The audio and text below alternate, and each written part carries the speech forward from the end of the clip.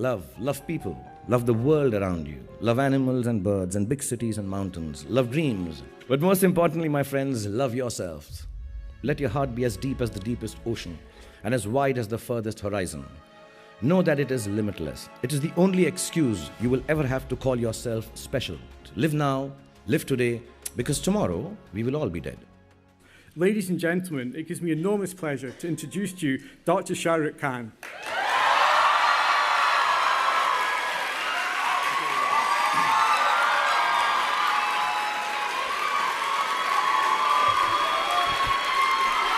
Thank you very much. First of all, it's an honor for me to receive this doctorate today. So thank you everyone who's involved with this.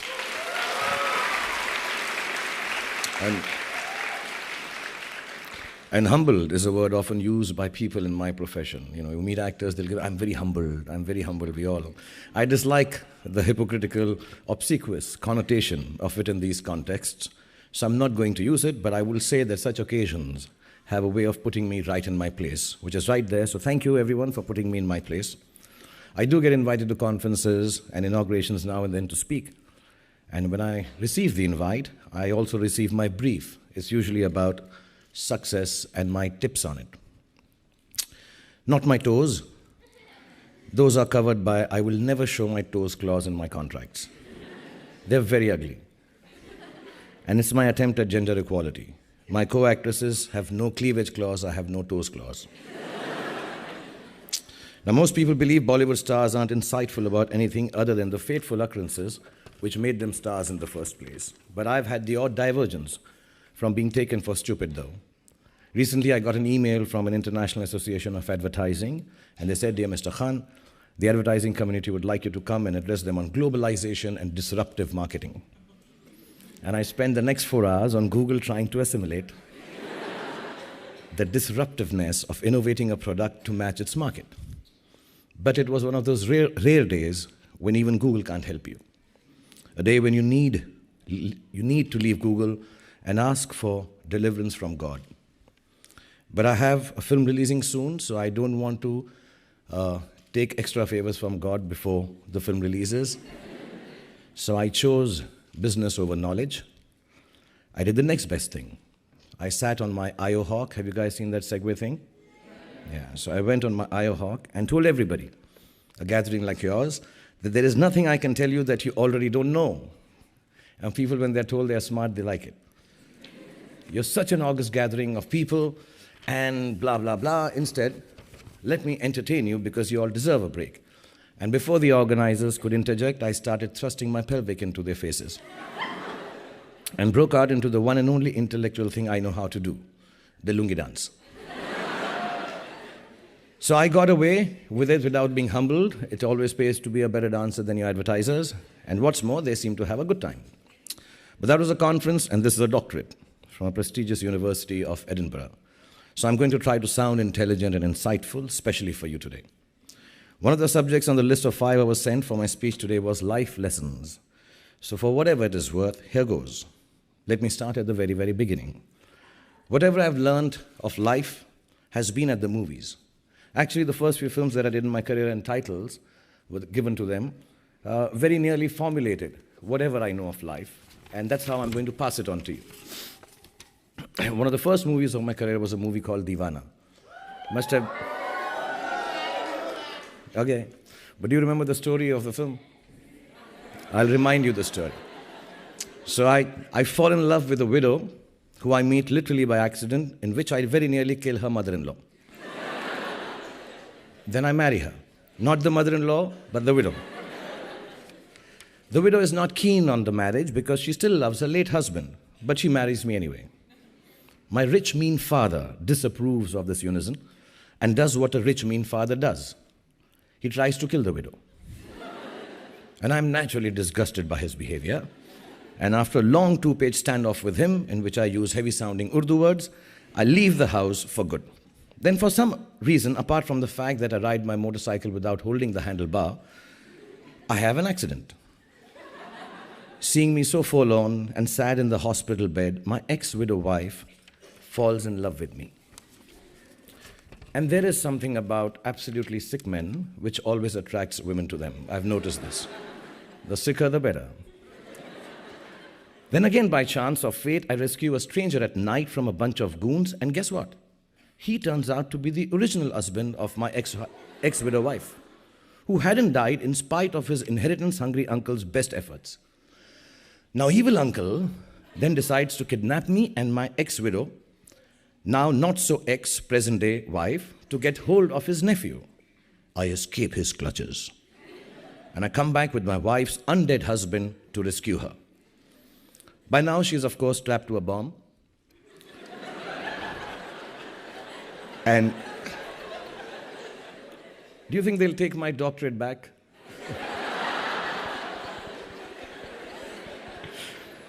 Well, she's strapped, of course, to a bomb, and after a liberal round of fist fighting, kicking and screaming, the evil uncle is blown to smithereens by the very same bomb that he had strapped on status-confused lady of the film. But not before the sacrificial ex-husband had done a kamikaze, unstrapping his ex-wife and set the bomb off, killing himself in the bargain. All obstacles removed, our hero lives happily ever after with his beloved wife. I'm not sure why the movie was called Deewana, which in Hindi means madness of a particularly nice or romantic kind. But I have a feeling it had something to do with the guy who wrote the plot. So here's my first life lesson, inspired by the movie title Deewana. Madness of the particularly nice or romantic kind is an absolute prerequisite to a happy and successful life. Don't ever treat your little insanities as if they're aberrations that ought to be hidden from the rest of the world. Acknowledge them and use them to define your own way of living, the only life you have. All the most beautiful people in the world, the most creative, the ones who led revolutions, who discovered and invented things, did so because they embraced their own idiosyncrasies. There's no such thing as normal. Normal is just another word for lifeless. Soon after I acted in Deewana, I became the hapless hero of a movie called Chamatkar. This movie had a more believable plotline. I get cheated of all my money by my best friend / conman and find myself asleep in a graveyard only to be awakened by the ghost of a murdered mobster. A ghost that only I can see and nobody else can. I am very perceptive that way. Anyway, the mobster ghost helps me get a job as a teacher through his ghostly good offices. I fall in love with his daughter, of course, from a wife that has passed on after being duped by the flunky of the mobster. Together, the ghost and I organize a cricket match. Yes, I was doing that even before I owned a cricket team. And avenge the various misdeeds done to us by bashing up the flunky and the con man. Then we forgive them because we have a good heart and let each other descend into their respective abodes, where we belong in the first place. He goes back to the grave, I go away with the babe. Now, Chamatkar means miracle, right and straightforward without any nuances. So my next lesson is the following. If you ever find yourself cheated of all your money and sleeping on a grave, do not fear. A miracle is near, either that or a ghost. But all you have to do is fall asleep, trust me. In other words, no matter how bad it gets, life is the miracle you are searching for. There is no other one around the corner. Develop the faith in it to let it take its own course. Make all the efforts you can to abide by its beauty, and it will not let you down. Use every resource you have been given, your mental faculties, the ability of your heart to love, and feel for those around you, your health and good fortune, all of the thousands of gifts life has given you to their maximum potential. Honor your life, please. Honor each gift and each moment by not laying it to waste. There is no real measure of success in this world except the ability to make good of life's endowments to you. Sometimes life's gifts arrive wrapped in all wrong damn wrapping, at which point we have to learn to do two things with them. Recognize them for what they are and gamble on our fear that they might be disasters. This brings me to my third life lesson, inspired by two movies in which I played the anti-hero, Dar and Bazigar.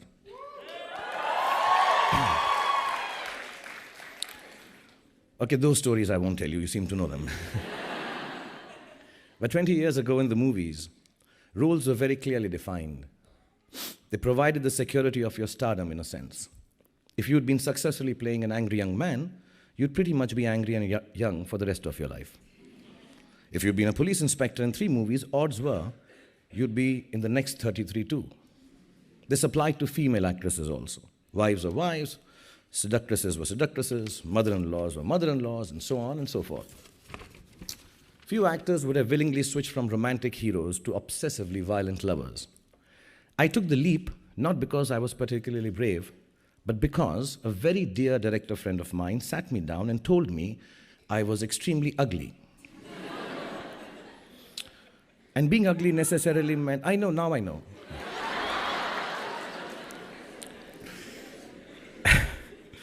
And being ugly necessarily meant I do bad guy roles. I wasn't the romantic hero types, he said. Actually, he used the words that my face was not chocolatey enough. So I started to eat a lot of chocolate. And while waiting for it to take effect, I jumped into bad guy roles.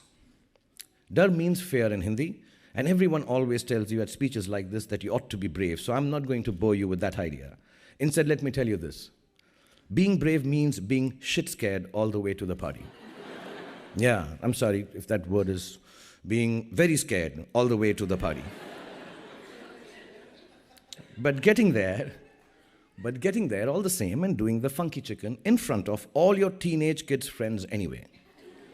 Let me just add on behalf of all the fathers of the world who have embarrassed their kids by doing this, it takes a lot of bravery, resolve, and grit to do it. So just do it. Don't let your fears become boxes that enclose you. Open them out, feel them, and turn them into the greatest courage you are capable of. I promise you, nothing will go wrong. But if you live by your fears, everything that can possibly go wrong will go wrong. And you won't even have done the funky chicken. While we are on that, I do it. I do everything for you. I'm a doctor now.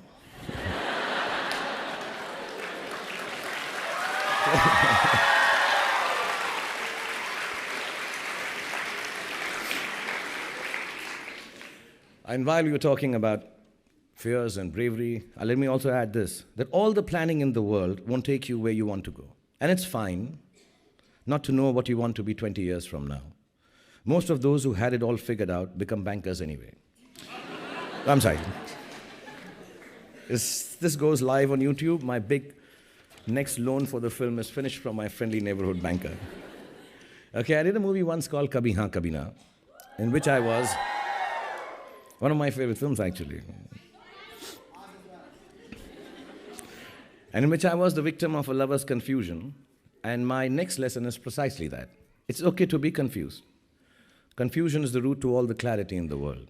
Don't worry about it too much. Don't ever take yourself seriously enough to be so clear about your own ideas that you stop respecting other people's. Our values are our values. They don't make us any better than anyone else. At best, they just make us different. Always try to see the other person's truth, because like every movie has a story, every human being has one too, and you have no right to imagine that yours is better than anyone else's. You can leave that silliness to my esteemed colleagues and me. And if you thought the last 2 stories I told you were crazy, here's another one in the reckoning for the Oscar for weirdest screenplay. Guddu. Yes, Guddu was my name in a movie. I hardly look like a Guddu, but they still named me Guddu. About loving and giving, in which basically I have an accident, yes, another one. But this time, instead of almost wiping out my future mother-in-law, I wipe out my girlfriend's eyes. Many convoluted subplots, including a life-threatening brain tumor to me, a legal battle for the right to donate organs, and a fast on to death by my mother, my scientific lawyer father, my mother, and I are battling over which one of us will donate our eyes to my blind girlfriend. In the end, I recover miraculously. I still don't know how. And my mother dies, donating her eyes to my girlfriend. And then we all live happily ever after. Life lesson number 4. Rears its head. Give of yourself to others. And while you're at it, make sure you realize that you aren't doing anyone any favors by being kind to them. It's all just to make you feel that sneaky little twinge that comes from being utterly pleased with yourself. After all, the one that gets the most benefit out of any act of kindness or charity that you do will always be you. I don't say this as many see it in a transactive or karmic way. It's not an I do good, I get benefit equation with some white-bearded figure taking notes from the heavens above. It's a simple truth. An act of goodness becomes worthless when you assign a brownie point to yourself for it, no matter how subtly you allow yourself to do so. As benevolent as your gesture might be, someone else could have made it too. Regardless of how rich, successful, and famous you become, don't ever underestimate the grace that other people bestow upon you just by being the recipient of your kindnesses. You might be able to buy your friend a Rolls for his or her birthday, but it's no substitute for a patient hearing of your sulky rants on a bad hair day. Sometimes things just happen, as encapsulated in another movie title of mine, Kuch Kuch Hota Hai. And you know what? They don't always add up.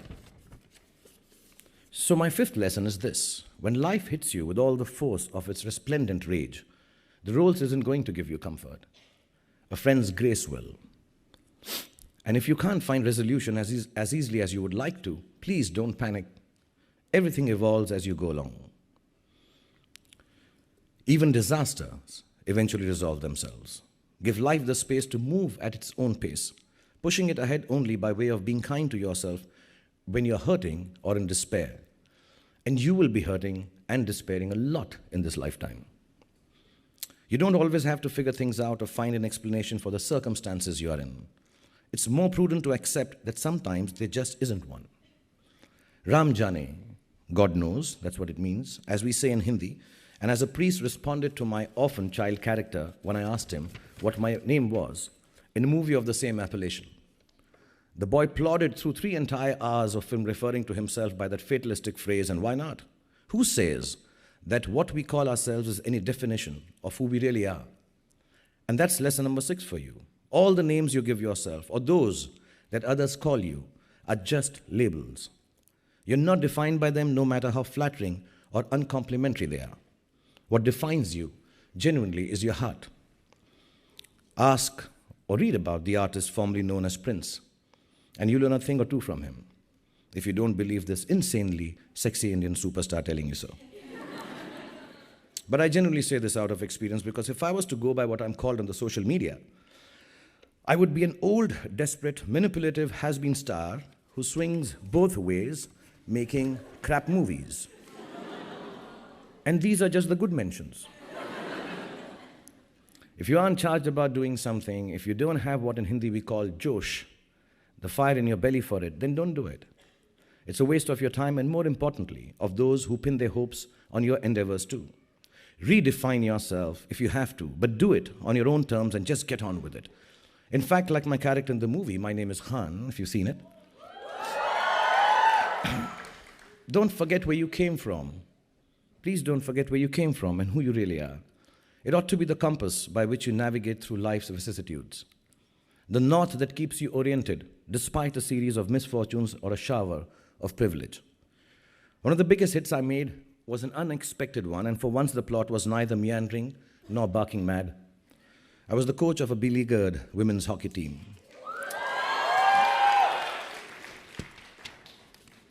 That went on to overcome its own problems, its struggles, and win a world championship. Its title was Chak De, an inspirational martial cry that Sikh soldiers used while lifting logs in order to make bridges across rivers on their campaigns against their enemies. It implies the will to get up and get on with it, which brings me to life lesson number 7. Whatever it is that is pulling you back, it's not going away unless you stand up and start forging your own path with all your might in the opposite direction. Sadness and happiness have the same quality of transience. Life is a balanced exchange of one with the other. And this is lesson number 8. Don't attach yourself to either. They're both going to change with the same certitude. Take them with the ephemeral spirit of their impermanence and manage them with a healthy dose of good humor. Laugh at yourself when you're despairing. So I'll wrap up with my last couple of words or lessons. Okay, film number 17. This one is live from the heart. Love people. Love the world around you. Love animals and birds and big cities and mountains. Love dreams. Yeah.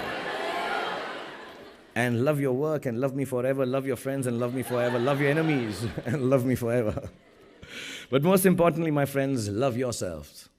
Embrace all that this life has in store for you. Let your heart be as deep as the deepest ocean and as wide as the furthest horizon. Know that it is limitless. Love is not an excuse to grab or to hold on or own or to barter. It is the only excuse you will ever have to call yourself special. And if someone you love lets you down, don't fault yourself for not trusting him or her. Fault yourself for not trusting your love enough to forgive his or her trespasses. You never know what the future will bring, whether there will be a tomorrow or not. I died at a shockingly young age in a movie called Kal Ho Na Ho, which means just that. And I wasn't even a smoker in the film, which was sorry. I've been told they're kids, so I can't use too many of these connotations and talk, so I'm controlling myself. But I never let my two older children watch it to the end. We even filmed, I asked Karan, my friend, to a whole alternate ending specially for them. But now they have grown up, and they're nearly as grown up as you are. They will soon be embarking on a wondrous journey of their own, like most of you are. Instead of trying to protect them from life, the wiser and older version of me grabs every chance to tell them, live as hard as you can in this very moment. Live now, live today. You may not see it with your youthful eyes, but now is as much time as you will ever get. Because tomorrow, we will all be dead. And just in case there is no cycle of rebirth, etc., why take a chance? I don't want to end this on a cynical note by reminding you about the reality of death. I want to let you all know that how important your today is. Your now is. Study hard, work hard, play harder. Don't be bound by rules. Don't hurt anybody. Never grow up and never, ever live somebody else's dream. Remember, however many times you go wrong, no matter how many times you fail, despair, feel like this world is against you, in the words of Bob Marley, at the end, everything's gonna be all right.